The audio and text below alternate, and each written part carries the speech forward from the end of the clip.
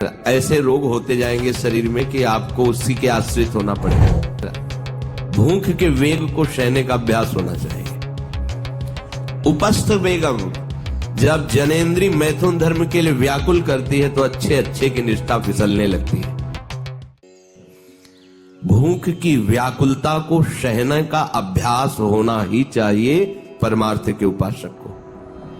भले आपके पास सारी सुविधाएं हैं, पर आप इसका भी स्वाद लीजिए, क्षुधा का स्वाद लीजिए।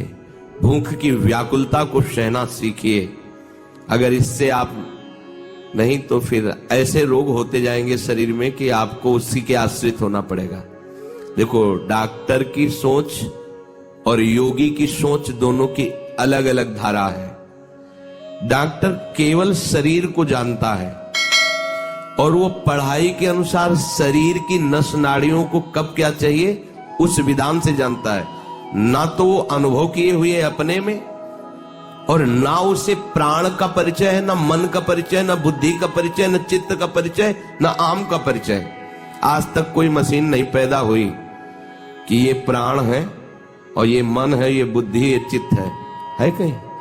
और योगी सबका परिचय जानता है, सबका अनुभव किए हुए। परमार्थ के पति को योगी की भगवत मार्ग में आरूढ़ महापुरुषों की बात माननी कि डॉक्टर कहता है खाली पेट रहने से नुकसान है।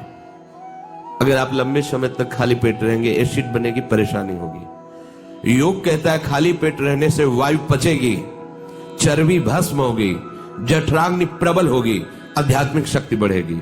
ये अनुभव की बात कह रहा हूं, ये अपने अनुभव की बात कह रहा हूं। कई दिन भोजन नहीं मिला। अगर शाम के घाट में जाके बैठे तो सतुआ ऐसे मिला है जैसे शहद में मिला के चाटने के लिए आयुर्वेदिक औषधि मिलती। इतना इतना सतुआ सबके ढक्कन में डाल, सैकड़ों भिक्षुक बैठे हुए हैं घाट में, कोई एक थोड़ी बैठा। अब कोई मिठाई बांट रहा है तो किलो 2 किलो मिठाई लिया, एक आधी पीस सबको दल। बस एक बार 2 बार जो मिला उसी समय 10-20 मिनट में उठे, बस चल दिए। तब तो हमें बहुत भारी बीमार हो जाना चाहिए था डॉक्टर के अनुसार। और ये कम से कम 25-30 वर्ष से दिनचर्या चली है कि 2 बजे के पहले कुछ नहीं खाना पीना। 2 बजे के पहले 24 घंटे में 2 बजे दिन में माधुकरी मांग करके पाना।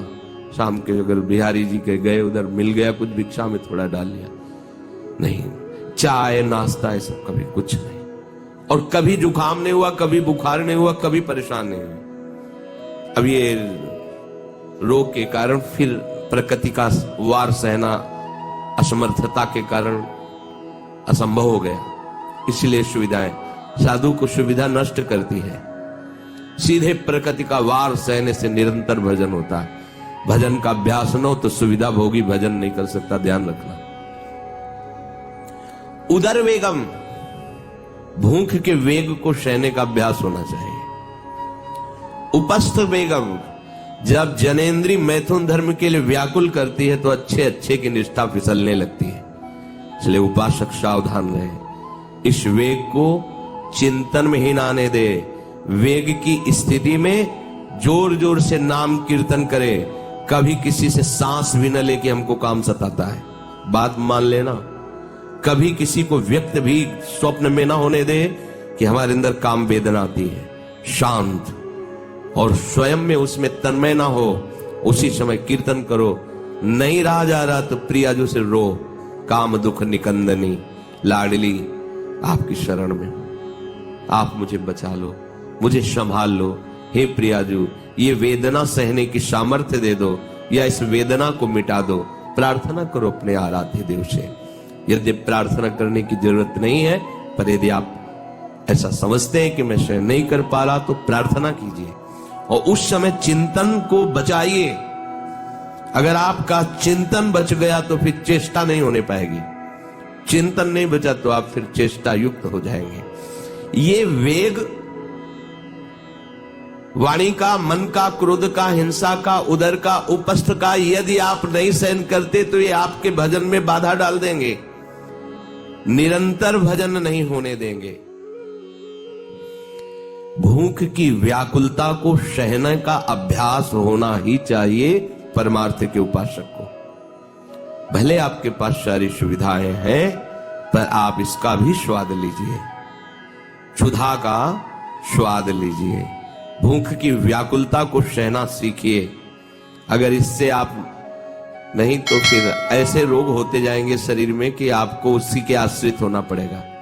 देखो, डॉक्टर की सोच और योगी की सोच दोनों की अलग अलग धारा है। डॉक्टर केवल शरीर को जानता है और वो पढ़ाई के अनुसार शरीर की नस नाड़ियों को कब क्या चाहिए उस विधान से जानता है।